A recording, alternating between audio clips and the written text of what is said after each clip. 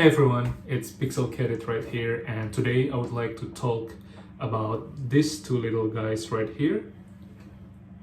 And they fit in my palm nicely, and they are actually part of my latest war game that I created, and it's called Battleclub.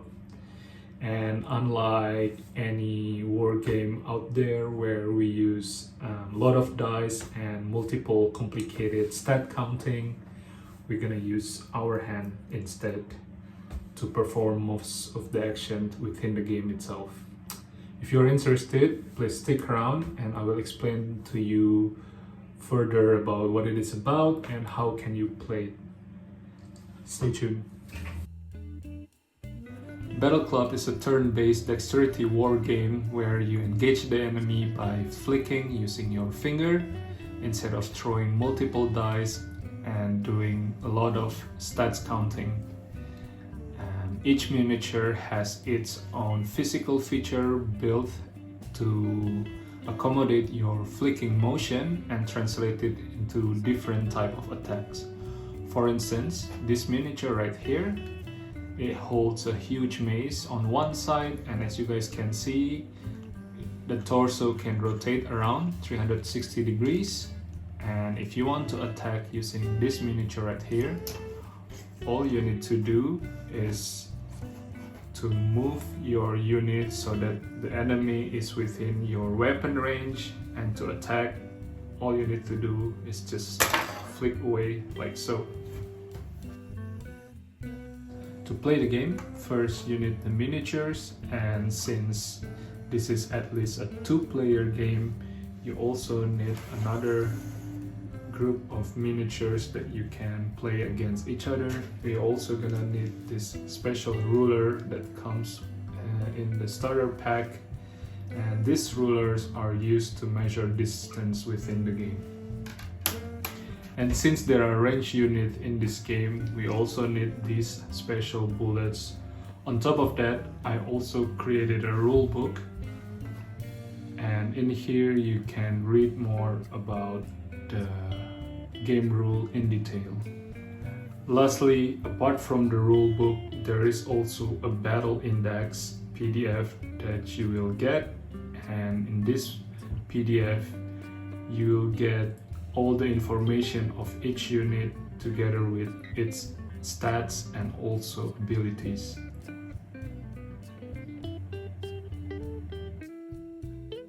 Before you start playing, you can agree with the other player on how many units can you bring into the game.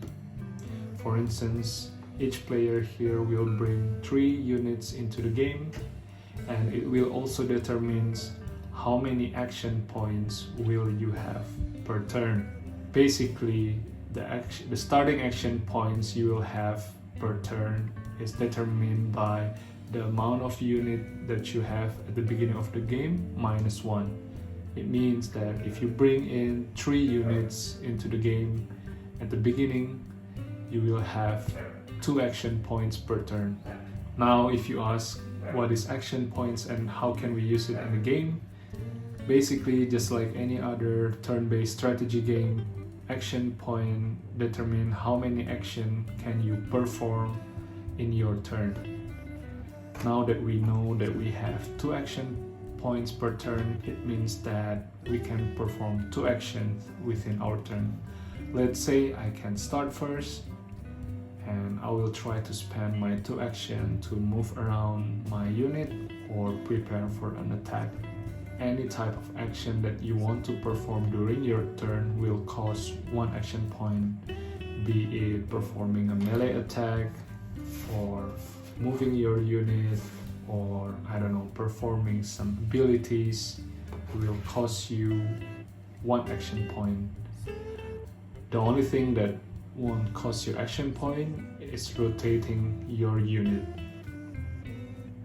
And you can also use this or utilize this advantage to either, rotate your units around so that it will cover the other units that you want to protect, or you can always use this mechanism to aim your range unit towards the target that you want to attack. On the base of each unit, you will find up to 3 different stats. The first one is the HP stats. This determines how much health does your unit have, and it's on a rotating wheel, so you can always rotate it to update the amount of HP of your unit during the game. Second one is the tag points, and it's also on a rotating wheel, and you normally want to use this tag point to perform a unit specific ability. Lastly, it's this thing right here, and this is a speed point stats. As you guys can see here, there is a Roman numeral on each tablet, and this signifies how many speed points does this unit have. So here it says 2. It means in one action this unit can move for 2 range. Like first, you need to move your unit so that the enemy that you want to attack is within your weapon range. Because this unit right here has 3 for speed, it means that it can move up to 3 range or 3 spaces in one action. After you think that the targeted enemy unit is within your weapon range, you can stop moving, and the last thing you need to do is flick the weapon of your unit and hoping that it will topple the enemy. Regardless of how many HP the enemy unit have left, if you manage to topple the enemy unit, then it's instantly dead. So yeah, this melee attack is a bit risky, or should I say big risk, big reward. As long as you can find the perfect position for your melee unit, you can always try to perform a melee attack and hoping that you will topple the enemy unit. You first need to load the bullet into the weapon of your range unit, and then you can also rotate around the range unit to aim towards the enemy. And last thing you need to do is to flick away. If the bullet successfully hits the target and then lands like so, last thing you need to do is to determine how many damage does your range attack deal. To do so, you need to check on the bullet and see how many stars are showing or facing above. In this case, it shows 1 star. It means that you successfully deal 1 damage towards the enemy.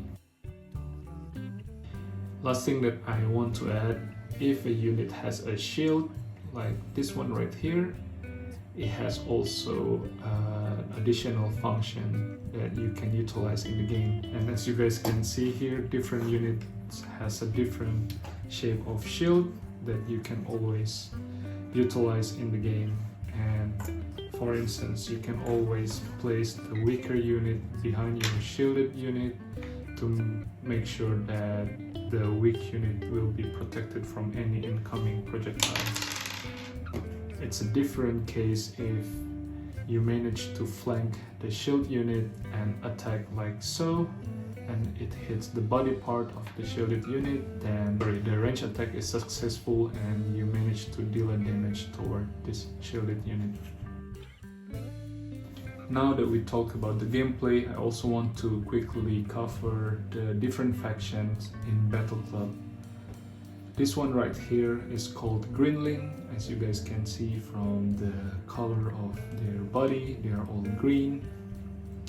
And in the starter pack or within the Greenling starting units, you will find these 3 units right here. This one is a Greenling Basher, and it holds a huge mace that you can swing around when you flick it. This one is a Greenling Double Axer, and as the name suggests, it has 2 battle axe on both hands, and you can use this unit to perform melee attack. And as an ability or a passive ability, when this unit has a low HP, it can perform 2 melee attacks with the cost of just 1 action point. So basically, if the HP is low, this unit will go berserk and start just flailing around both of his axes toward the enemy. And lastly, you will also get this Greenling Chanter.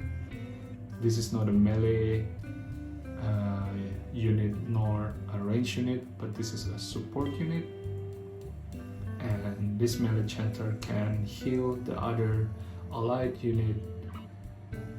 That's why it also has this tag point wheel right here.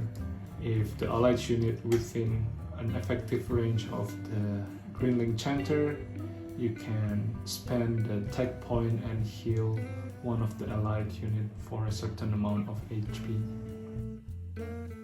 Apart from Greenling, there is also this faction that I call Trooper Kind, and this is a faction filled with human. In the starting units of Trooper Kind, you will get 4 different units.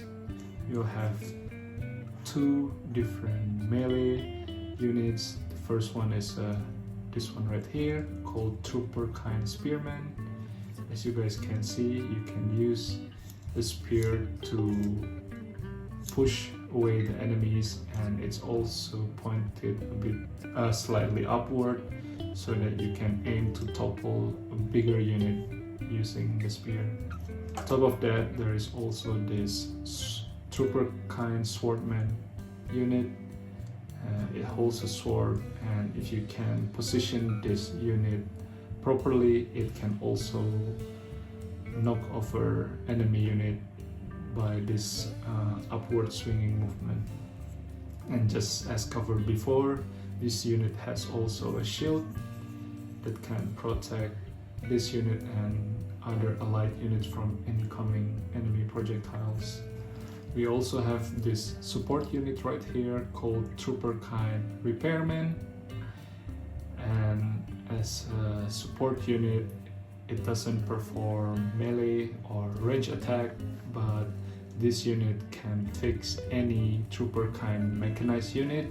And as you guys can see, this unit has a big bag at the back that holds bullet. If this unit is paired with Mortarman, it will serve as the constant bullet reserve, because this Mortarman right here doesn't have a bullet reserve on its own, but as long as the Mortarman stays within a certain range from the support unit right here, it can always access the backpack of the Repairman to collect the bullet and reload it into the Mortarman to perform a range attack.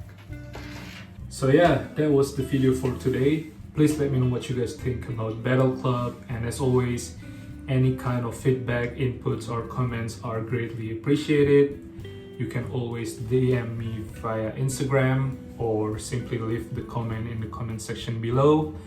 And if you're interested to get yourself the STL files so that you can print them and try them out yourself, simply click the link in the description box below. And as always, if you are interested to sell the physical versions of all of my creation, you can also go to my Patreon page and subscribe to the merchant tier. You will have the access to all of my creation, on top of the perks of having the license to sell the physical version of my design. So that's it guys, thank you so much for watching and see you in the next video. Bye bye.